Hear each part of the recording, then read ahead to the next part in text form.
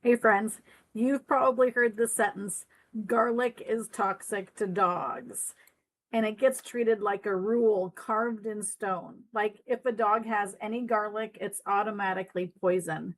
But that's not how toxicology works. Even water can be toxic at a high enough dose. So the real question isn't, is garlic toxic?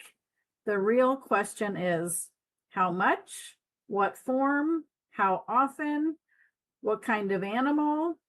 So today we're going to look at where the garlic is toxic idea came from in the research and what research actually showed what people left out. So let's start with the study that started this witch hunt.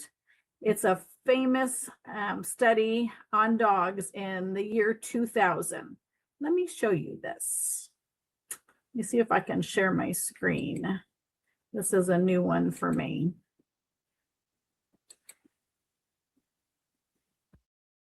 Let's see.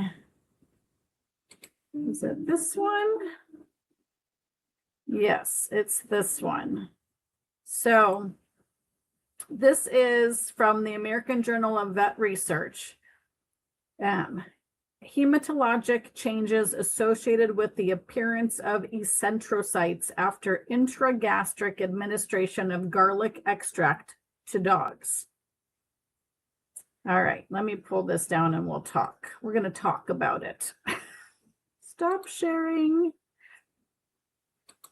There we go. All right, so in this experiment, dogs were split into a treatment group and a control group. So the control group just got water, the treatment group got garlic, and garlic was put directly into the stomach with the tube in these dogs.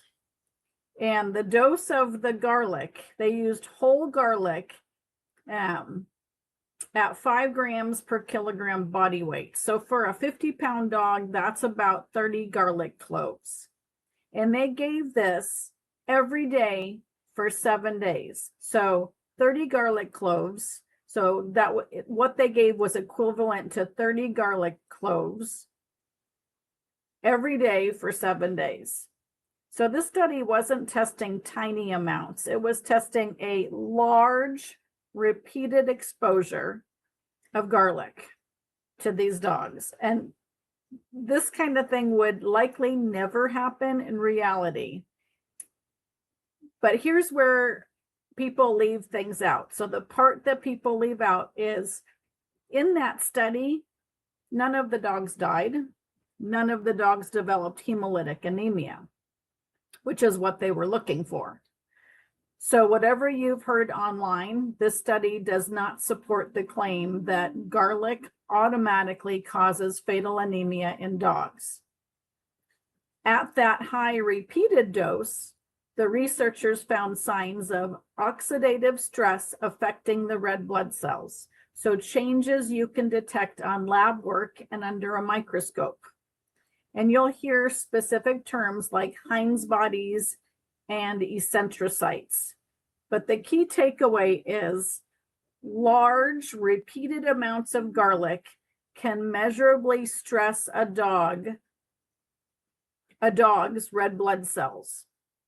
But again, this was what gets admitted, and actually quite surprisingly, the dogs did not go on to develop hemolytic anemia and they did not die.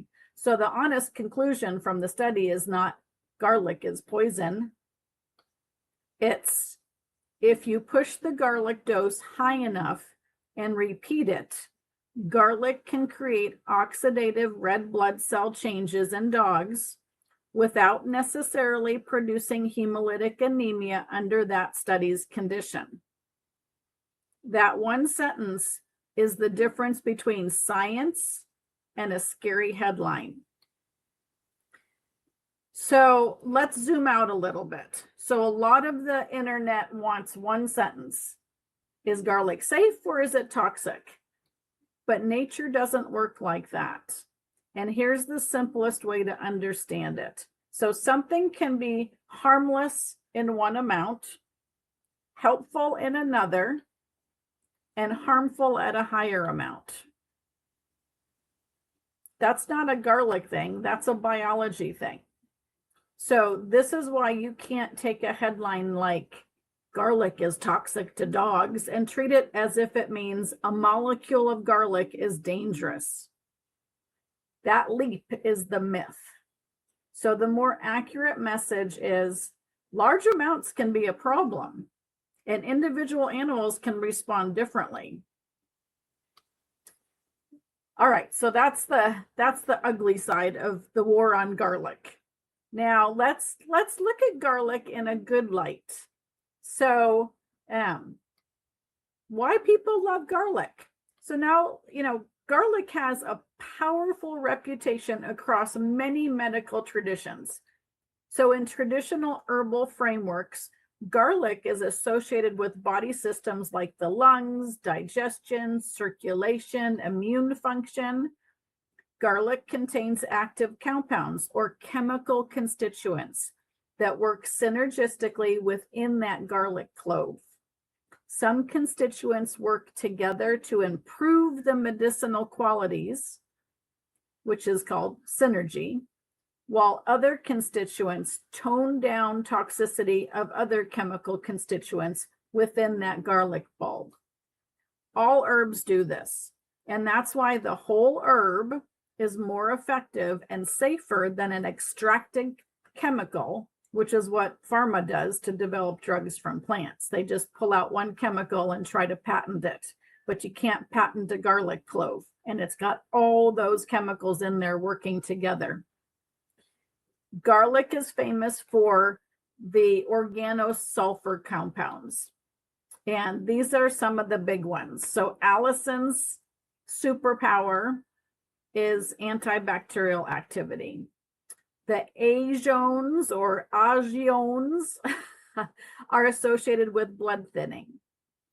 Diallyl disulfide has anti-inflammatory effects. Diallyl trisulfide and diallyl sulfide have been studied for their anti-cancer effects. But again, the whole herb has all of these, and together they are more valuable and effective than one isolated compound. So, what would we use garlic for in our pets? And this is an important caveat. We are not using garlic as a standalone treatment. It's used alongside pharmaceuticals, perhaps, and or other herbs and supplements in a comprehensive whole body protocol. So there are supplements out there that use garlic as a component of their herbal formula. But the great qualities of garlic are that it's antibacterial. So think skin infections, bacterial pneumonia. There's actually an article in the Frontiers of Veterinary Science in November of 2023 called Therapeutic Effect of Aged Garlic Extract on Gingivitis in Dogs. And it was a very positive article. Garlic is also used topically as an antibacterial wound dressing. So not necessarily topically just for the mouth, but on the skin for wounds in a dressing. So in a, under the bandage. So including for things like MRSA infections, which are, your antibiotic resistant infections. And there's a garlic ointment that's been effective for inhibiting formation of biofilms. Garlic is also antifungal. So think, yeast infections of the skin, of the ear, ringworm. I always think of valley fever. And I totally have a love affair with garlic since I got disseminated valley fever. So I use a ton of garlic in my food to keep my valley fever at bay. But we'll talk about dosing for dogs and cats. Garlic is also antiviral. So think kennel cough. It's anti-inflammatory. So think allergies, itchy skin, asthma, arthritis, anything with inflammation. It's antioxidant. So you think about aging animals or us, so support for aging and longevity, and maybe recovery support after illness. Garlic is also anti-tumor or anti-cancer. It's used in treatment for cancer, and there's actually research on it. So there's a study published in Cancer Letters in 1993 called The Impact of Organosulfur Compounds in Garlic on Canine Mammary Tumor Cells in Culture. And that was a very positive article. Garlic is also a diaphoretic, which means it brings a fever down. It's expectorant, meaning it, for like respiratory infections, it brings up that mucus. So like valley fever or chronic bronchitis with a lot of mucus and a productive cough, it can help with that. It also lowers cholesterol, which is fabulous. It also lowers blood sugar, so you can use it in cases with diabetes. It reduces blood pressure, so it's used with hypertension. And with that effect, it reduces cardiovascular risk factors, and it reduces the risk of stroke in people. Freaking amazing stuff garlic does. And, you know, you just look at it like a culinary spice, but it's just so much more. In animals, it's and people, actually this is a people study too, it is used for treating giardia, so an anti-protozoal or anti-amoebic therapeutic.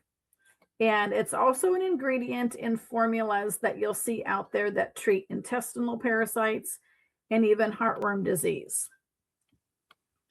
And bonus, it's a taste enhancer. So it's great for picky appetites. I use it in my dog, Nash. I put it in his food. Nash has congenital hypothyroidism, and he is a worrier. Leads to irritable bowel syndrome or IBS, and sometimes he won't eat when he's stressed out about something. And then I also recommend garlic for my valley fever patients with picky appetites. And that happens a lot with these guys, with the systemic fungal infections and the drugs that are used for the systemic fungal infections, like for valley fever, they tank the appetite. So I'll use garlic not only for its taste enhancing, but also it's antifungal. So great benefits. Okay, so let's make this practical. So how do you use it? The way you give garlic is important, because you can't just shake some garlic salt on the food, and you can't just use, you know, the chopped up crap in the jar, those glass jars. Those are full of chemicals, so you don't want to use those. So the key to using garlic medicinally is to use fresh garlic.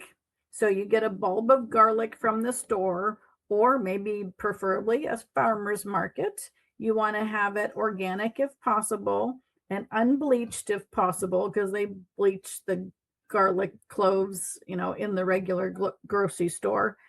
And then you want to mince or chop or crush the garlic that's appropriate for your pet. Let me get you a garlic dosing handout. All right, so this is a guide with garlic dosing for dogs. So if you scan the QR code, it'll take you to the guide, and then I'll put the link below the video also. So you'll have a proper dose.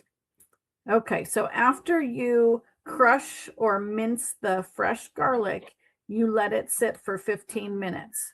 And what happens is the chemical constituents in the garlic will do their magic, and they become active or medicinal when you do this. And then you add it to the food after about 15 minutes. And it's a taste enhancer, and it's medicinal. All right, so that was the good stuff. Now, one more bad thing. You may have heard about this report published just a few months ago in June of 2026 in the journal called Animals. And this journal is an international peer-reviewed open access journal. And the article is called Fatal Garlic Allium Sativum Toxicosis in a Dog, Gross and Histopathological Findings in a Rare Case of Systemic Hemolytic Injury. Oh my God, that sounds horrible. Let me show you this article. Let me share my screen and find this sucker. Fatal garlic. All right, there it is. Fatal garlic toxicosis in a dog. This dog died. But if you read the study, there are some things that are questionable in this study. So let's talk about that. Let me unshare this thing. Let's see. Pretty wild stuff. All right, so this dog allegedly got into garlic containing human food because they found 2 cloves of garlic in his stomach. And this was about like a 44-pound dog. And he became seriously ill and died. And the veterinary pathologist did a necropsy, which is an autopsy on an animal. So necropsy is an autopsy on an animal species. And they evaluated the tissue samples, and they described findings that fit with severe oxidative injury to red blood cells. So the same general allium family, so garlic, onions type of problem that we worry about. Garlic is in the allium family, but so are onions. But here's the key context that matters for interpreting this case. In the report, there's a detail involving a skewer, which strongly suggests to me that the garlic wasn't measured out as a garlic-only exposure. It was likely part of a prepared meal. So think shish kebab or kebab type of food where you've got, garlic and meat and other veggies like peppers and onions on a shish kebab that the dog got into. So they don't talk about that. They don't give the details about that. But that's so important because foods like that, like onion, is a very common ingredient in a shish kebab or in the marinade or in the seasoning. And onion is an allium. And onion can cause the same kind of oxidative red blood cell injury. So the honest way to summarize this case is this case supports that a dog can suffer fatal allium type oxidative injury after getting into garlic containing prepared food. But because it was a mixed human food exposure, it doesn't necessarily prove garlic alone was the only driver.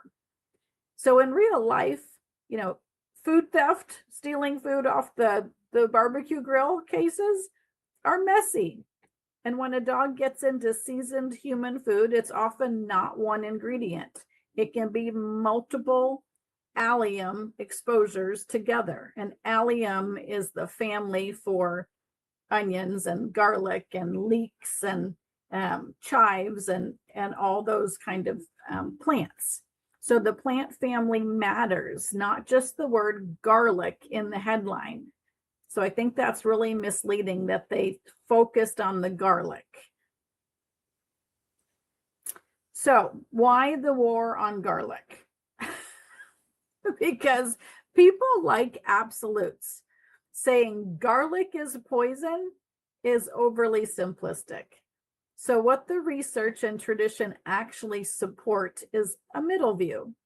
Garlic contains compounds that are medicinal and helpful. And outcomes depend strongly on dose and form and the animal and the animal's situation. So let's summarize this in a few things, a few simple truths. Garlic has the potential to be toxic to pets at high doses especially with repeated exposure. The famous, 2000, the year 2000 dog study, where they cited that red blood cell oxidative changes at an extremely high rate and repeated garlic dose. So that study showed that 30 cloves daily for 7 days in a row for a 50-pound dog showed changes in the red blood cells. And even then, the dogs didn't get hemolytic anemia, and none of the dogs died. They just had lab work changes. So we can't say that any amount of garlic poisons any dog. So the other simple truth, or maybe not so simple truth, is preparation matters. So fresh minced garlic is medicinal. And garlic has a long traditional and research-based positive reputation for antimicrobial, anti-inflammatory, antioxidant, anti-cancer, metabolic, and circulation benefiting effects, to name just a few, right? We went over a bunch of those. And the myth is a headline of the absolutist: garlic equals poison. That's a myth. Garlic is a plant with active chemistry. When you understand that, when you think in terms of dose and preparation, the fear-based myth starts to fall apart. So let's end the war on garlic. Let's not panic. No hype, just a smart understanding and respect for a medicinal herb with an incredible reputation for effectiveness, for a wide variety of illnesses and issues. And really, it's up to us and up to you to use it wisely. Let me put up my garlic dose again. There it is. All right. So I love garlic, and it is important to use it at proper doses. So here's a guideline for you for dosages on garlic. So use it wisely, but you can use it. That's the bottom line. It's not toxic and it's not poison at proper amounts. Okay, thanks for listening, and I'll see you next week.